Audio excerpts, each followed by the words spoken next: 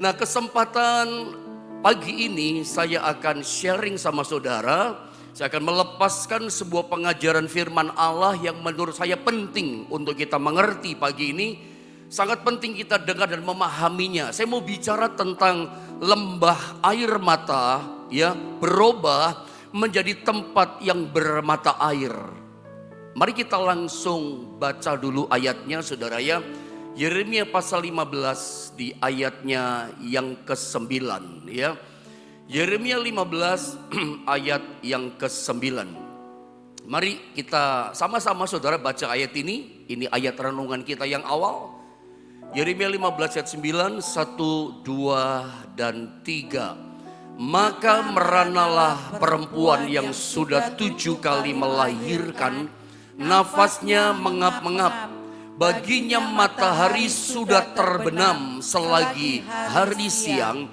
Ia menjadi malu dan tersipu-sipu. Sisa mereka akan kuserahkan kepada pedang di depan musuh-musuh mereka. Demikianlah firman Tuhan. Saudara, background atau latar belakang dari Yeremia pasal 15 ini kurang lebihnya begini. Di masa itu yang namanya umat Israel, umat Allah, sedang mengalami satu kesukaran yang sangat sukar, kesulitan yang sangat sulit. Umat Allah sedang mengalami kesusahan hidup, mereka sedang merana, mereka sedang tertekan oleh stres depresi yang berat. Karena akibat sebuah kedahsyatan dari sebuah peperangan. Ini kira-kira backgroundnya, latar belakang. Mereka merana, mereka mengalami kesusahan yang hebat, penderitaan, kemiskinan, kesulitan yang luar biasa akibat dari sebuah kedahsyatan perang. Kesulitan yang dihadapi oleh umat Tuhan, kesusahan, depresi, penderitaan yang menekan umat Allah, itu digambarkan jelas dalam Yeremia pasal 15 ayat yang ke-9. Jadi nanti tolong di rumah ya, Anda baca sampai selesai ayat 1 sampai selesai, atau Anda baca dalam pasal sebelumnya, maka kita akan tahu dengan jelas akibat kedahsyatan perang Israel tertindih oleh kehidupan yang sulit, merana, susah, sengsara, depresi, stres mereka. Sampai Yeremia 15:9 menggambarkan dengan sangat gamblang jelas kesusahan mereka, penderitaan mereka, kesukaran merananya mereka digambarkan. Maka meranalah perempuan yang sudah 7 kali melahirkan. Digambarkan oleh ayat ini lewat Nabi Yeremia. Kesulitannya, kesengsaranya seperti seorang perempuan yang merana, yang habis melahirkan 7 anak.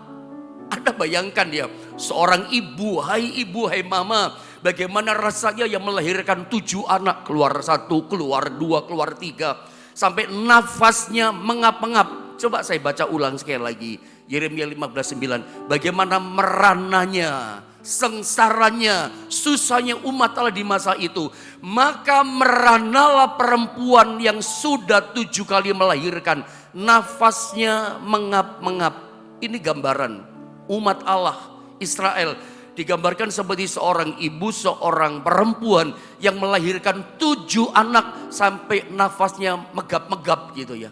Nafasnya udah putus-putus, berat. Lahir 1, lahir 2, 3, 4, 5, 6, 7. Mana tahan, mana kuat begitu. Begitulah saking beratnya tekanan penderitaan dihadapi umat Allah. Dan yang saya mau soroti kalimat berikutnya yang menggambarkan penderitaan umat Allah. Digambarkan baginya, bagi umat Allah, penderitaan itu seperti ini. Matahari yang sudah terbenam selagi hari siang. Coba lihat next gambar ini. Ini yang saya tertarik, saya coba soroti. Bagaimana susahnya, menderitanya, sengsaranya umat Tuhan. Dikatakan begini, baginya penderitaan umat Allah seperti matahari yang sudah terbenam selagi hari siang. Apa sih maksudnya matahari terbenam selagi hari siang? Yang saya tangkap dari ayat ini, kesulitan Israel itu seperti kayak gerhana matahari. Pasti orang-orang yang seumur saya apalagi yang umurnya di atas saya, lebih senior umur Anda, lanjut usia, pasti Anda sudah beberapa kali merasakan yang namanya gerhana matahari total. Bagaimana siang hari yang terang, tiba-tiba gelap total. Siang terang itu harusnya matahari terang, itu seperti berubah jadi malam yang gelap, tidak ada cahaya terang, bintang belum keluar. Dan gerhana matahari total itu kan sinarnya matahari tertutup oleh bulan penuh. Sehingga apa? Sinarnya matahari tertutup bulan sehingga bumi menjadi gelap gulita. Tentu kita pernah beberapa kali mengalami situasi itu. Yang tadinya terang benderang jam 11 siang, jam 12 siang, tiba-tiba berubah jadi gelap. Gelap pekat, tidak kelihatan sinar apa-apa. Itu bicara sesuatu yang gak ada harapan. Ini bicara di depan gelap, ya tidak ada jalan keluar. Di depan gak ada jalan keluar, di belakang pun gelap. Kiri gelap, kanan gelap. Mau jalan kemana gak tahu yang dituju. Melangkahnya kemana gak tahu gitu ya. Mau bikin apa gak ngerti. Keputusan bagaimanapun bingung. Sebab gelap gulita masalah yang dihadapi bangsa Israel. Seperti gerhana matahari total. Gelap total. Ke depan, ke belakang, kanan, kiri, semuanya gelap kayak malam. Ini bicara kehidupan yang tidak ada harapan.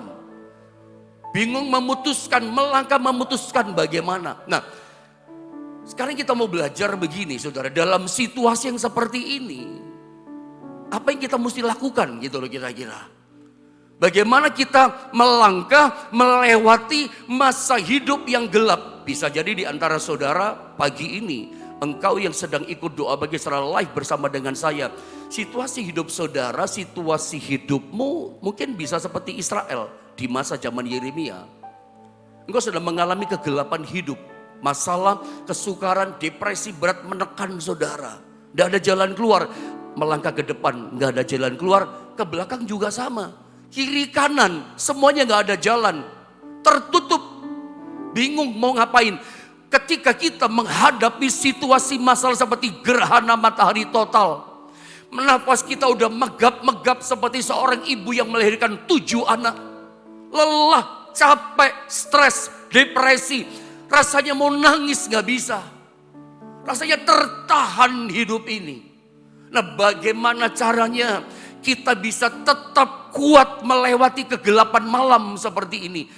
Kita itu manusia ya, kalau kita melewati hari-hari kita senang, gembira, sukacita, enjoy, happy begitu. Rasanya hari yang kita jalani cepat banget. Waktu kita liburan gitu ya, waktu kita merayakan pesta, itu kan terasa, kok cepet banget ya, kok cepet selesai liburannya ya. Karena Anda lagi senang. Karena Anda sedang happy, enjoy dan bahagia. Kok cepat dia selesai pestanya ya? Karena Anda lagi bahagia, cepat pestanya selesai. Tapi coba bandingkan waktu Anda sedang menangis. Waktu Anda berduka cita. Waktu Anda sedang mengalami situasi kesukaran yang sangat susah. Hidupmu sedang merana. Mau melangkah bingung mana melangkah kemana. Bingung ambil keputusan. Rasanya hari begitu sangat lama. Ketika kita mengalami kesusahan, kesulitan, hari kita begitu lama. Ketika jalan kita buntu, kok lama banget sih? Kapan ada kemenangan? Bagaimana caranya? Tetap kita kuat, bisa melewati semua. Bahkan bisa mengalami kemenangan. Bahkan bisa mengalami terobosan. Apa yang kita mesti buat? Apa yang kita mesti lakukan? Apa tindakan, respon, sikap kita? Keputusan kita? Ternyata bukan cuman di zaman Yeremia umat Allah mengalami. Kalau kita bandingkan, saya bawa saudara pada pengalaman Bani Korah. Korah itu ternyata juga pernah mengalami hal yang sama. Di dalam Mazmur pasal 84 saudara yang di ayat 7 dan 8. Nanti saya minta multimedia siapkan saja. Barangkali muncul ini ayat di ayat yang ke-6-nya ya. Karena Mazmur 84 ayat 6 itu juga penting. Tapi saya kelupaan menuliskannya. Saya baca ayat 7 saja dulu sampai 8. Perhatikan baik-baik. Ini pengalaman Korah, seorang pemazmur, seorang penyembah yang dekat sama Tuhan. Jadi bukan berarti seorang yang dekat sama Tuhan gak ngalami masalah, gak ada orang kebal dari masalah. Yang penting sikap kita bagaimana. Lihat, ayat 7 saya baca, Mazmur 84 ayat 7. Apabila dikatakan melintasi lembah baka. Saya terangkan dulu. Kata bakanya di sini pakai huruf besar. Baka, berarti ini nggak main-main. Terjemahan yang betul adalah lembah Baaka atau BEK, Baaka. Baka, Baaka atau Baka itu artinya adalah air mata. Air mata. Jadi kalau diartikan apabila melintasi lembah air mata. Ya, the weeping valley, lembah air mata kata bahasa Inggris. Lembah Baka ini the weeping valley kata bahasa Inggris, lembah air mata. Jadi Baka itu artinya adalah air mata. Mereka ini Bani Korah, orang-orang pemuji Tuhan, mereka membuatnya, ini luar biasa, amazing, menjadi tempat yang bermata air. Lembah Baka itu apa sih? Lembah air mata itu apa sih? Seperti Anda ingat pengalamannya Daud ya, Mazmur pasal 23 ayat 4. Daud berkata, sekalipun aku melewati lembah kekelaman, aku tidak takut bahaya. Lembah Baka itu sama dengan lembah kekelaman. Lembah kekelaman itu apa? Lembah yang gelap, seperti malam tadi. Kenapa disebut lembah kekelaman, lembah kelam? Mungkin ada di antara saudara yang hari ini sedang melewati namanya lembah kelam, lembah air mata. Ya, the weeping valley. Lembah kekelaman itu kenapa? Lembah itu kan di bawah, lalu dikelilingi sama bukit-bukit atau gunung-gunung yang tinggi. Sampai begini saudara, entah bagaimana matahari gak bisa masuk di lembah itu. Saking bukitnya tinggi menutup itu lembah, daerah itu. Matahari gak bisa masuk. Sehingga meskipun siang itu kayak malam yang gelap. Makanya Daud berkata, sekalipun aku berjalan atau melewati lembah kekelaman. Daud pernah loh mengalami namanya melewati satu tempat jalan hidup nama lembah kegelapan atau lembah Baka, lembah air mata. Cuman seperti malam gelap gitu di situ. Nah, yang menarik dalam ayat ini, meskipun melewati masa yang kelam, yang merana, yang gelap, tidak ada pertolongan, tidak ada harapan. Dahsyat ini ayat, mereka membuatnya menjadi tempat yang bermata air. Bahkan hujan pada awal musim menyelubuginya dengan berkat.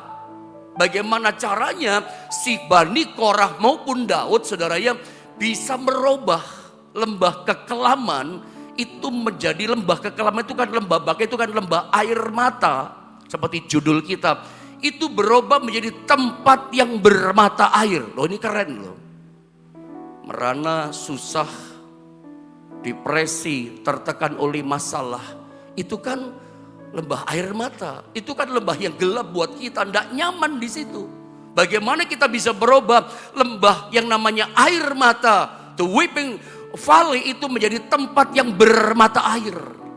Kalau kita baca naik ayat di atas ayat yang ke-6 saudara ya, ini menarik. Saya ingin sama-sama kita baca dong ayat ini. Mazmur 84 ayat yang ke-6 naik ke atas, pasal yang sama yang dilakukan oleh Korah, yang diputuskan sama Korah. Coba sama-sama kita baca 2 dan 3. Berbahagialah manusia yang kekuatannya di dalam Engkau, yang berhasrat mengadakan ziarah.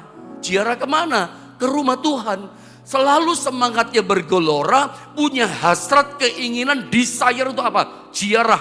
Jadi datang ke rumah Tuhan itu seperti ziarah zaman perjanjian lama. Bukan hanya tour Holy Land, itu ziarah. Datang di rumah Tuhan, kebaktian ibadah atau ibadah seperti ini. Bagikan kita ziarah datang kepada Tuhan. Hasilnya apa sih orang kalau selalu datang kebaktian? Hasilnya apa orang selalu datang mendekat menghadap kepada Tuhan dalam ibadah? Misalnya seperti pagi ini. Hasilnya adalah berbahagia manusia yang kekuatannya dalam Engkau. Kalau orang jalani hidup lewati lembah kelam, lewati lembah air mata, dia jalani bukan dengan kekuatannya, tapi kekuatan dari Tuhan. Hasilnya apa? Kalau kita berjalan dengan kekuatan dari Tuhan, lembah air mata kita bisa ubah menjadi tempat yang bermata air. Ini sesuatu yang sebetulnya mustahil, tapi jadi tidak mustahil. Sesuatu yang tidak mungkin jadi mungkin. Kenapa saya berani lepaskan statement ini? Ini sesuatu yang mustahil loh. Bagaimana caranya merubah yang namanya lembah air mata menjadi tempat yang bermata air di lembah itu, di bawah itu. Mata air itu biasanya ada di atas gunung. Di lembah tidak ada mata air. Coba bagaimana ceritanya ada mata air di lembah? Tidak ada, saya tegaskan, mata air di lembah. Lembah adanya di atas gunung. Artinya apa pendeta? Artinya ini sesuatu yang mustahil jadi tidak mustahil. Sesuatu yang tidak mungkin jadi mungkin. Kenapa? Lewati lembah air mata dengan kekuatan Tuhan bisa merubah lembah air mata jadi tempat yang bermata air. Kalau mata air itu selalu keluar. Saya mau tanya sama saudara, kalau ada mata air, ada kekeringan gak di sekitarnya? Nggak ada. Mata air itu keluar terus. Waktu Anda tidur, mata air jalan terus. Waktu Anda bangun, mata air jalan terus. Waktu Anda jalan-jalan rekreasi, mata air jalan terus. Anda pergi kemana? Anda melangkah kemana? Ke kota mana? Mata air jalan terus. Kalau saya sebut mata air itu adalah berkatnya Tuhan, berarti berkatnya Tuhan jalan terus dong. Anda tidur tadi malam, mata air berkatnya Tuhan jalan terus. Anda pergi kemana? Mata air jalan terus. Ya, ada lagi jalan-jalan, ada urusan. Dimanapun Anda pergi berada, mata air berkatnya Tuhan jalan terus. Bagi siapa? Bagi orang yang kekuatannya di dalam Tuhan, yang selalu punya hasrat mengadakan ziarah ibadah ke rumah Tuhan di Sion. Nanti kita baca lengkap itu ayat. Jadi kalau Anda tanya, bagaimana pendeta bisa tetap kuat jalani lembah air mata? Selalu ada hasrat. Selalu ada roh yang bergelora untuk apa? Beribadah. Datang kepada Tuhan. Itu sumber kekuatan. Kenapa ada kekuatan? Nanti kita belajar.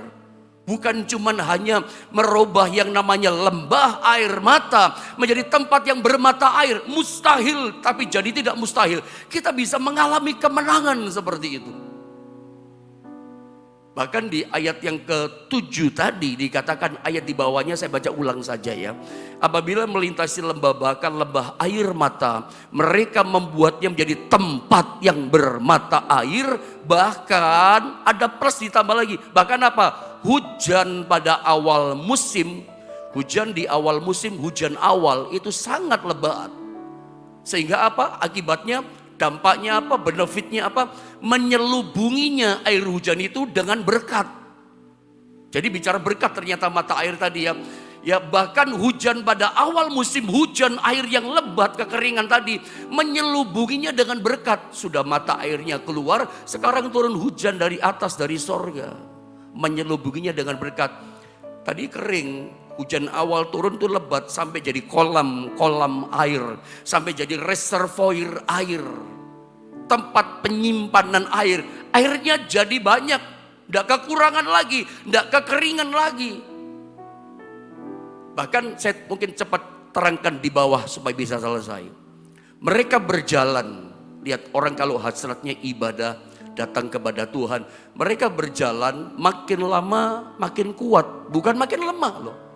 Hadapi lembah air mata, hadapi lembah kekelaman, lembah baka, hadapi masa yang gelap seperti seorang ibu yang melahirkan 7 anak, nafasnya megap-megap tadinya, merana seperti itu. Bahkan seperti gerhana matahari total, gelap semua, tidak tahu jalan mana dipilih. Tapi hebat, meskipun lewati lembah yang gelap seperti itu, berjalannya bukan makin lama makin lemah, tapi Alkitab sebutkan kita berjalan makin lama makin kuat. Bahkan dikatakan apa? Hendak menghadap Allah di Sion. Ada mau makin berjalan makin lama makin kuat? Ada caranya. Suka datang di Sion, menghadap Allah di Sion. Ada apa di Sion? Kenapa kita selalu punya hasrat datang ke Sion, menghadap Allah di Sion, ketemu Tuhan di rumahnya yang kudus? Ada apa di Sion? Sion bagi kita sekarang itu adalah rumah Tuhan, bait Allah. Rumah Tuhan bukan hanya bentuk gedung gereja. Kita pun lewat YouTube channel GSPD Jombang, ini jadi rumah kita bersama, rumah anugerah buat kita. Tiap hari kita datang sama Tuhan. Allah tidak kelihatan, roh adanya. Dia ada di tengah-tengah baitnya yang kudus. Saya mau coba fokuskan bicara tentang Sion. Apa itu Sion? Saya terangkan sedikit, lihat Ibrani 12. Ayat 18 sampai 22. Saya loncat-loncat, ayat 20 nanti saya loncatin ya. Sebab kamu tidak datang kepada gunung yang dapat disentuh dan api yang menyala-nyala. Ini bicara gunung Sinai, gunung Horeb. Kepada kekelaman, kegelapan dan angin badai. Cerita ini menggambarkan gunung Sinai, gunung Horeb. Ketika Allah turun, ada api, ada kekelaman, ada kegelapan, ada badai, ada petir. Tidak berani sentuh orang Israel, ya. Kepada bunyi sangkakala, itu gunung Sinai ketika Allah hadir. Dan bunyi suara yang membuat mereka yang mendengarnya memohon supaya jangan lagi berbicara kepada mereka. Itu kan pengalaman Israel. Ada baca kitab Keluaran. Terus ayat 21 saya loncat. Dan sangat mengerikan pemandangan itu ketika Allah hadir di gunung Sinai. Sehingga Musa berkata, aku sangat ketakutan, sangat gemetar. Termasuk Musa dan Israel. Jadi ayat yang ke-18 sampai 21 ini bicara gunung Sinai, gunung Horeb. Ya, Israel nggak berani sentuh, mereka begitu sangat takut dengan gunung Sinai. Nanti salah dihukum, nanti Tuhan marah. Itu gunung Sinai itu. Mereka takut sama gunung Sinai, takut datang menghadap Allah di gunung Sinai, itu Israel. Nah, sekarang kita lihat tentang gunung Sion ayat 22.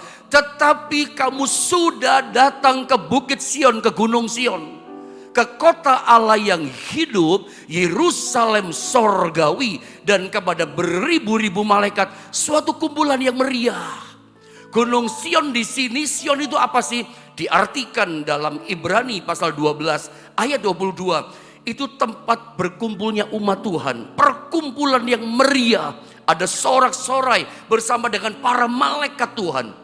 Kita nggak bisa melihat malaikat hari ini, tapi percayalah, beribu-ribu malaikat sedang beribadah bersama kita, bersorak-sorai memuji Tuhan Allah dan Raja kita. Sion itu adalah kumpulan umat Tuhan yang meriah memuji Tuhan. Kumpulan umat Allah bersama dengan malaikat yang memuji-muji menyembah Tuhan. Itu gunung Sion. Sion disingkapkan di ayat itu, itulah Sion.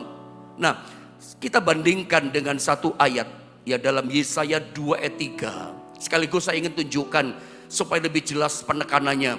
Bagaimana kita merubah yang namanya lembah air mata, lembah Baaka tadi menjadi tempat yang bermata air. Berkat Tuhan limpah. Ada mata air berkat yang jalan terus. Ada hujan berkat dari atas sampai kolam-kolam berkat. Sekarang tidak ada kekeringan lagi. Wah, ini keren saudara ya. Bagaimana caranya merubah itu? Ini diperjelas tentang Sion di sini. Yesaya 2 ayatnya yang ketiga saya baca. Dan banyak suku bangsa dikatakan akan pergi serta berkata, ada apa di Sion? Mari kita naik ke gunung Tuhan. Gunung Tuhan itu adalah gunung Sion. Jelas ya, mengerti saudara ya? Ke rumah Allah Yakub, itu gunung Sion. Supaya ada apa di Sion? Ia mengajar kita. Ini adanya di Sion. Ya, supaya ia mengajar kita tentang jalan-jalannya dan supaya kita berjalan menempuhnya. Sebab apa? Perhatikan, sebab dari Sion akan keluar pengajaran dan firman Tuhan dari Yerusalem. Kok bisa kita makin lama makin kuat, bukan makin lemah? Kok bisa kita merubah lembah air mata jadi tempat yang bermata air? Ya, berkatnya Tuhan jalan terus, kita bisa melewati, bahkan bisa menerobos dan mengalami kemenangan. Kok bisa sih? Bahkan ada hujan awal, kolam-kolam berkat memuni kita, kok bisa berubah seperti itu? Bukan makin lemah, tapi makin kuat. Bahkan menerobos dan menang. Ternyata hasil kita hasrat datang di Sion, di rumah Tuhan, menghadap Tuhan. Di Sion itu keluar produknya Sion. Yang dikeluarkan hasil dari Sion adalah apa? Pengajaran firman Tuhan. Saya ulang saudara ya, Anda mesti memahami ini.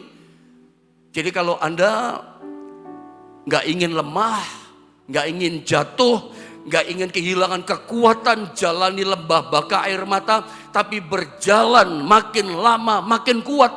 Sampai kita bisa merubah air mata kita menjadi mata air berkat. Bagaimana caranya? Datanglah ke Sion. Kenapa ke Sion pendeta? Nanti Anda jadi kuat. Sebab di Sion waktu datang pada Tuhan, itu keluar yang namanya pengajaran firman. Yang mengajar kita, Yesaya ayat 2 dan 3, pasal 2 ayat yang ketiga, tentang jalan-jalannya. Pantesan makin kuat. Kan begitu kata firman.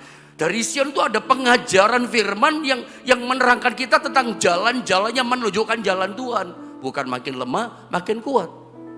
Saya ingin tunjukkan betapa pentingnya pengajaran firman Allah. Saya ulangi saudara ya, betapa pentingnya pengajaran firman.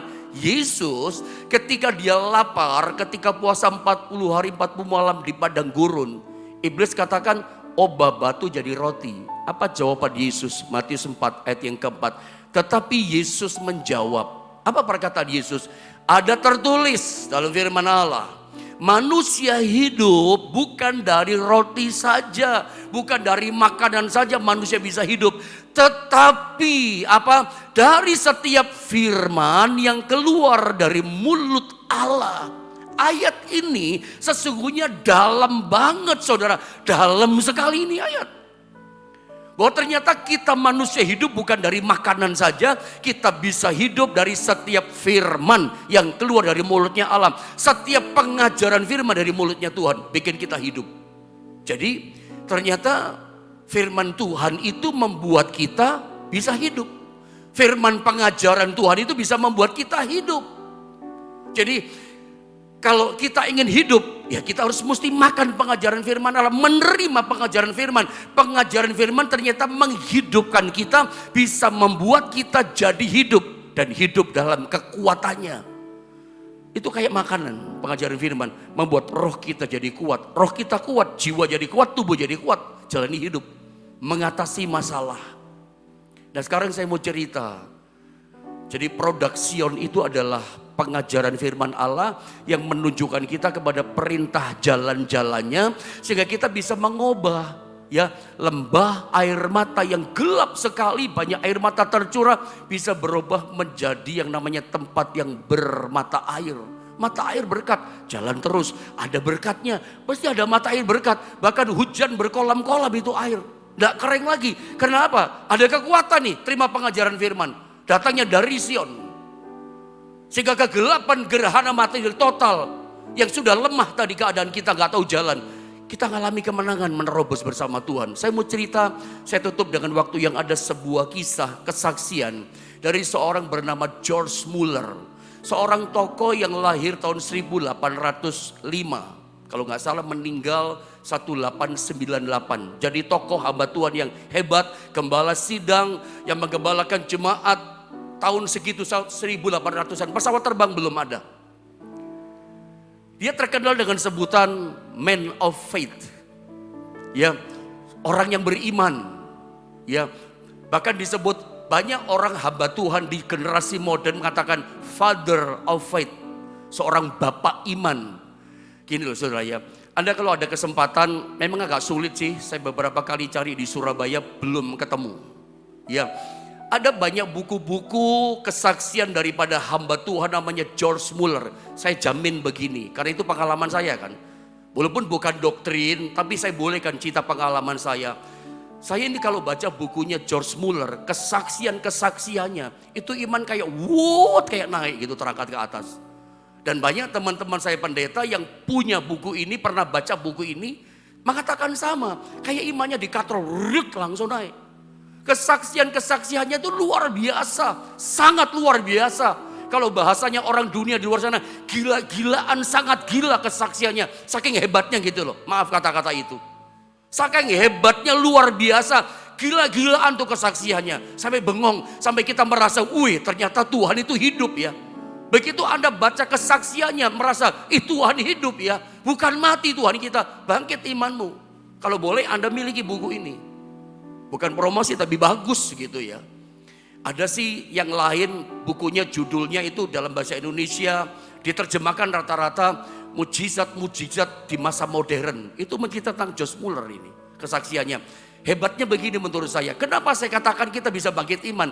George Muller hamba Tuhan ini, gembala ini, kalau dia berdoa itu datanya jelas, ada data mujizat. Tanggal sekian dia minta sama Tuhan doa, minta sesuatu, dijawabnya tanggal sekian, itu ada loh. Jadi kita bisa lihat perbandingannya, dia minta doa kapan dijawabnya, itu jelas cerita mujizatnya. Ini yang katakan bikin wood iman kita. Kita merasa begini waktu baca bukunya dia, kesaksiannya dia. Wih, Tuhan hidup, Tuhan dahsyat ya, Tuhan luar biasa ya. Itu saudara ya. Saya cerita dari awal. Josh Muller ini seorang hamba Tuhan yang hidup pada masa 1800-an. Dia ini terkenal sebagai hamba Tuhan yang memiliki panti asuhan terbesar di seluruh dunia. Jadi dia gembala di sebuah gereja, tapi dia menjalankan misi Tuhan. Misi Tuhan itu banyak. Buka tempat baru, penginjilan ke pedalaman, itu kan misinya Tuhan, misi kerajaan Allah. Dia punya misi dari gerejanya mendirikan panti asuhan. Itu yang Tuhan taruh di hatinya. Dan panti asuhannya Josh Muller itu terkenal terbesar di seluruh dunia sampai hari ini. Karena yang tinggal di panti asuhan yang dibangun terus sama Josh Muller itu jutaan anak yang tinggal di situ. Bukan 100, 200, 500, jutaan anak. Makanya terbesar, bikin bengong gitu. Dan satu kali ketika Josh Muller meninggal, saudara ya, itu berkilo-kilo panjang orang mengirim pemakamannya. Itu rata-rata adalah anak panti asuhannya dia yang udah sukses. Ada yang jadi dokter, jadi lawyer, jadi menteri, ya, jadi pejabat-pejabat negara, orang-orang hebat lah di negara bahkan di kota mereka. Itu panjang banget karena dia kan sudah mengasuh, mendidik mereka, mendoakan itu udah jutaan anak. Sukses rata-rata. Itu misi yang Tuhan taruh di hatinya mendirikan panti asuhan. Awalnya dia mendirikan panti asuhan itu kecil karena memang gerejanya bukan gereja yang besar. Modalnya pun tidak besar saldonya gitu. Tapi yang menarik, kalau ada baca buku kesaksiannya Josh Muller, ya, dia mulai awalnya cuma puluhan anak dan dia nggak punya. Dia tulis dalam doanya, dia minta pada Tuhan. Misalnya 1 November dia berdoa minta 10 lap serbet. Lalu minta misalnya 30 gelas, 30 piring, 30 sendok misalnya. Nanti kemudian dijawab, dia tulis tanggal dijawab misalnya 7 November dijawab sama Tuhan, dikasih. Itu kalau kita baca ya, Tuhan sampai ngurusin sendok segala ya. Dikasih jawaban doa loh, ngurusin lap serbet segala. Tapi dia ceritakan kronologisnya, data-data mujizat bagaimana dijawab doanya. Makanya terkenal sebagai man of faith atau father of faith ini orang. Bapak iman gitu. Ya, seorang yang beriman. Itu adalah Josh Muller, terkenal. Banyak mujizat yang terjadi seperti hari ini. Itu sudah dialami oleh Josh Muller. Bahkan satu kali dia punya kerinduan. Jadi itu dia berarti menulisnya di buku gitu ya. Nggak tahu, saya singkatkan saja dengan waktu. Nggak tahu bagaimana ceritanya dari lembaran-lembaran bukunya yang begitu sangat banyak. Itu kececer jatuh lepas dari bukunya. Salah satu data-data tentang tanggal doa dan tanggal dijawab daripada permintaan doanya. Itu kan banyak banget saudara ya. Satu kali lepas, itu diterbangkan sama angin. Memang gak masuk akal. Ketika saat itu dia sedang merindukan membeli satu lahan tanah yang besar untuk bangun gedung panti asuhan yang besar. Tapi saldo gereja gak ada, dia pun dana panti asuhan modal kurang. Dia doakan sama Tuhan, dia tulis tanggalnya, tapi bukan itu yang lepas. Ya, dia doakan, minta, dia nggak sebutkan dananya berapa, tapi dia minta untuk beli tanah itu. Ya, dan belum ada tanggalnya jawaban. Tapi saat itu terlepas kertasnya. Memang tidak masuk akal secara logika, belum ada pesawat terbang, itu ada garis bawahi. Diterbangkan angin itu kertasnya, tidak masuk akal ya, sampai ke daerah Asia. Ya kalau kita ngomong gak masuk akal ya gak masuk akal. Tapi kalau Tuhan mau bikin apapun, buat apapun semuanya bisa gitu. Angin bisa dipakai, keadaan situasi apapun bisa dipakai. Harusnya yang namanya kertas kena panas, kena air, kena angin, hancur. Tapi kalau Tuhan mau bikin apa saja bisa gitu ya. Nggak tahu bagaimana ceritanya dari Inggris, ini kan orang Inggris kan. Terbang kertasnya sampai ke Asia. Waktu itu ada seorang pengusaha naik kereta kuda. Kereta ditarik kuda, itu perjalanan ke tempat pelelangan tanah. Orang pengusaha ini Kristen, saat itu berdoa, Tuhan kalau Tuhan izinkan, aku pengen menang dalam pelelangan tanah itu Tuhan. Dan entah bagaimana, tiba-tiba kertas itu masuk, yang punya Josh Muller yang kececer tadi, masuk kereta, langsung nempel di wajah pengusaha ini. Dia lepas, dia ambil, dia baca. Dia nggak tahu itu adalah Josh Muller. Ada data tanggal doa, data jawaban doa. Dia terkesima. Dia butuh itu gitu loh. Dia butuh pengalaman itu. Wah, orang ini ngalami mujizat luar biasa. Langsung imannya bangkit. Langsung dia berkata gini, oh ternyata Tuhan itu hidup. Tuhan bukan mati. Tuhan bisa jawab doaku. Berdasarkan dia baca tadi. Karena dia dalam masalah itu kan. Kalau Tuhan izinkan aku menang dalam pelelangan. Bahkan dia melepaskan sebuah nazar. Tuhan, aku janji. Kalau aku menang di pelelangan tanah ini. Aku akan memberkati orang yang menulis ini. Aku akan cari tahu. Aku akan kirimkan dia uang. Dia pengusaha kaya. Aku akan berikan dia berkat orang yang nulis ini. Dan dia menang dalam pelelangan tanah itu. Dan dia genapi nasarnya. Tentu bukan lewat transfer, belum ada. Lewat wesel post dia kirimkan berkat. Itu berkat dia tahu nyampe ke Josh Muller. Dan Josh Muller persis dana dibutuhkan beli tanah itu. Itu salah satu kisah Josh Muller yang gak masuk akal. Yang paling gila-gila untuk kesaksian. Kertas itu bisa terbang. Tapi kalau Tuhan mau tolong ya. Tuhan kalau bikin sesuatu. Bisa seperti itu. Kadang gak butuh banyak orang. Satu orang sesuai hatinya Tuhan selesai dan jadi. Itu ajaib loh. Cara Tuhan menjawab doa. Doanya seorang Josh Muller. Seorang man of faith. Kadang kita mungkin mengalami kesulitan, kesusahan. Tapi ingat, asal Anda selalu ada hasrat. Datang kepada Tuhan.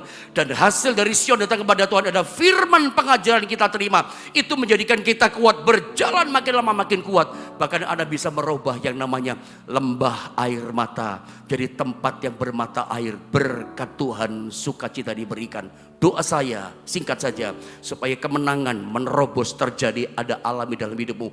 Air matamu diubah menjadi mata air berkat yang luar biasa. Tetap percaya Yesus Tuhan kita, Tuhan yang hidup.